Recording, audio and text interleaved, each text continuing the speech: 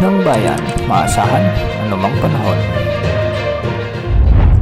Magandang araw po sa ating lahat. Ngayon ay araw ng Linggo, November 23, 2025 at narito ng pinakahuling update sa magiging lagay ng ating panahon. Sa kasalukuyan ay maraming weather systems pa rin ang nakakaapekto sa ating bansa tulad ng Intertropical Convergence Zone, Shearline, Amihan, Easterlies at ang LPA. Unahin natin ang Shearline na kung saan magdadala ito ng maulap na kalangitan at kalat-kalat na pagulan at isolated thunderstorms sa mga lalawigan ng Apayao, Cagayan, Isabela at Quirino. Ang mga lugar na ito ay pinapayon nating maging alerto sa banta ng mga biglaang pagbaha at pagguho ng lupa, lalo na kung may mga umiiral na katamtaman at malalakas na pag-ulan. Samantala magiging maulap naman ang mga kalangitan na may mga kalat-kalat na pagulan at pagkidlat pagkulog dulot ng trough ng low pressure area na nasa silangan ng Mindanao sa malaking bahagi ng Northern Mindanao, Caraga, Davao Region, Eastern Visayas at Bohol. Ang mga lugar na ito ay pinaalalahanan din natin na maging alerto sa banta ng mga biglaang pagbaha at pagguho ng lupa, lalo na kung may mga umiiral na katamtaman at minsan ay malalakas na pagbuhos ng ulan. Samantala, ang mainit na easterlies naman ang magdadala ng maulap na kalangitan na may mga kalat-kalat na pagulan at thunderstorms sa mga lalawigan ng Aurora, Quezon Province at Camarines Norte. Ang mga lugar na ito ay minsan ay makakaranas ng mga katamtaman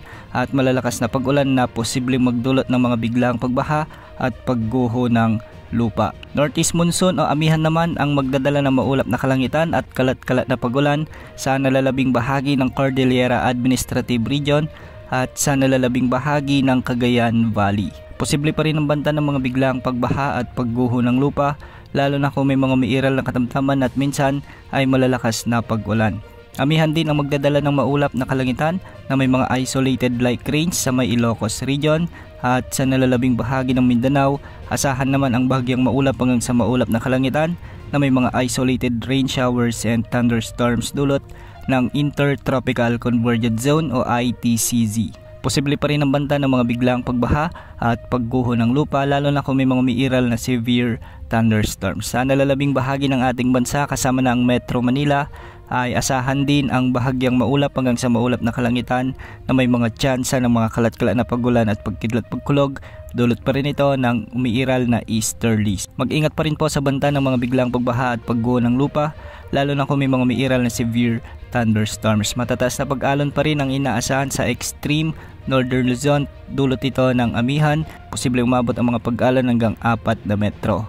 Ganitong pag-alon din ang posibleng umiral sa nalalabing baybaying sakop ng Northern Luzon, sa may eastern sections ng Central Luzon, Southern Luzon at Visayas. Sa iba pang bahagi ng Visayas at Luzon, posible rin ang mga pag-alon hanggang 2.5 meters at sa Mindanao, posible rin ang mga pag-alon hanggang 2.1 meters. Samantala, isang LPA ang nabuo sa labas ng ating area of responsibility.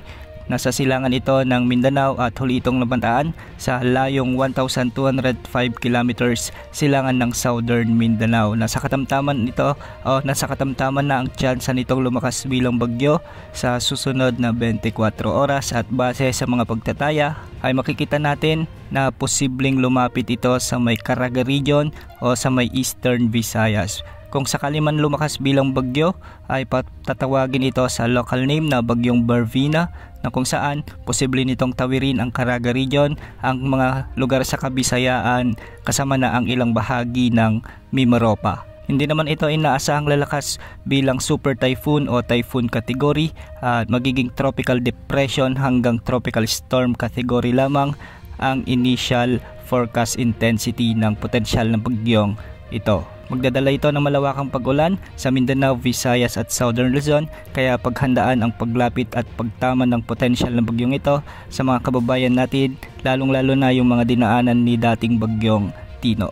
Antabayan na ng mga susunod na update sa alagay ng ating panahon. Ito po ang weather update ng bayan, maasahan anumang panahon.